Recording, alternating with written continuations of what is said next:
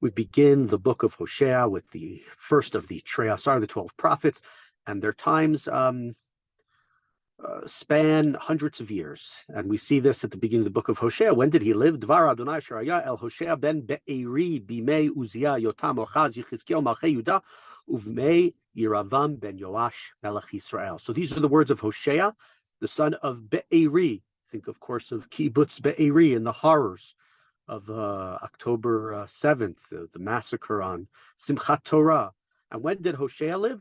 He lived during the First Temple period, when there were still two kingdoms, right? It was the time period of Uzziah, Yotam, Achaz, Yechizkiyahu, a very lengthy time period, and also the time of Yeravam ben Yoash. Yeravam ben Yoash was the last, we'll call him, great king of Israel. He was very militarily and financially successful, but the northern kingdom did not repent, and that was sort of the straw that broke the camel's back. God had already been very disappointed, we'll say it, with the northern kingdom. He was disappointed with the southern kingdom, with Judah as well, but not to the same extent.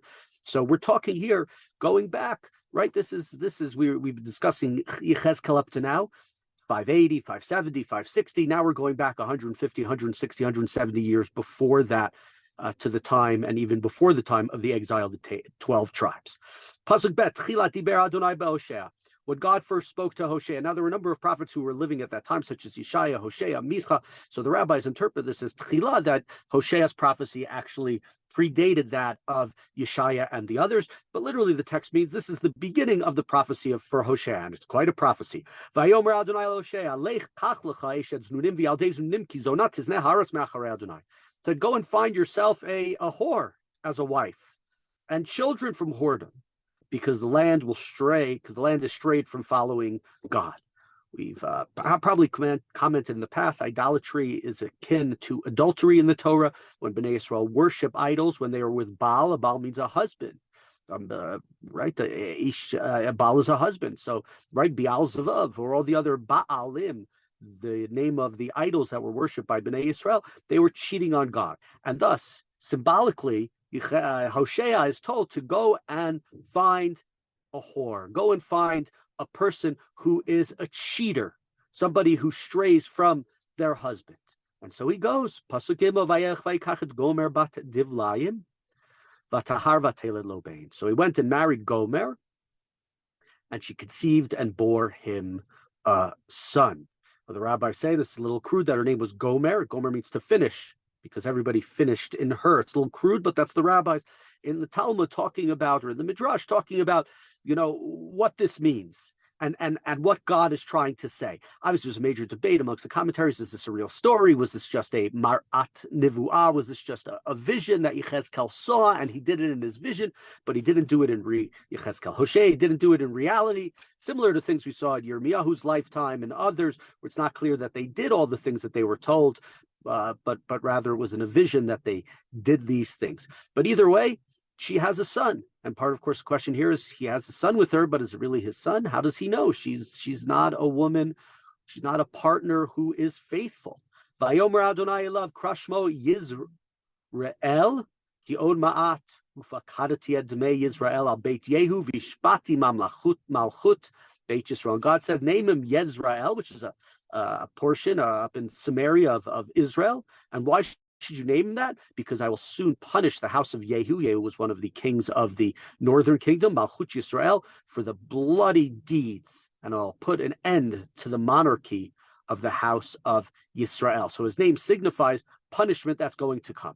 V'haya, we're in verse 5, Pasuk Hayeh. V'haya bayomahu v'shavarti et keshe Yisrael be'emek Yisrael. And on that day I will break the bow of Israel in the valley of Yisrael. So this is symbolic, this first name. And we have another one. Vatarod vateled bat. Now he has a daughter. Vayomer lo kroa shma lo ruchama. And he said, God says to him, call her lo ruchama, ruchem, rachem, mirachem, mercy, pity. A rechem is a womb. God says, call her no mercy. And why is that name given? Because I will no longer pardon. I will no longer be merciful to the house of Israel. Right there, that's it. I'm not going to hold their sins and not punish them anymore. So a second child, again, not very good names. in what they are symbolically given. Vet Beit Judah Arachem. So this is still the time. We know that later than this, when we have the kingdom of Chizkiyahu, after the exile and destruction of the northern kingdom and the exile of the 10 tribes, Chizkiyahu manages to daven, praise to God, and he is saved from the clutches from Sancheriv and his siege.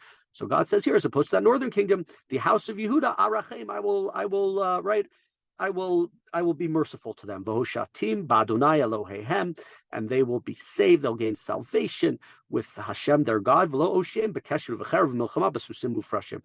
But I will not give them victory with bow and sword and battle by horses and riders. And presumably the reason is so they'll know that it wasn't them, it wasn't their strength, as we say, right?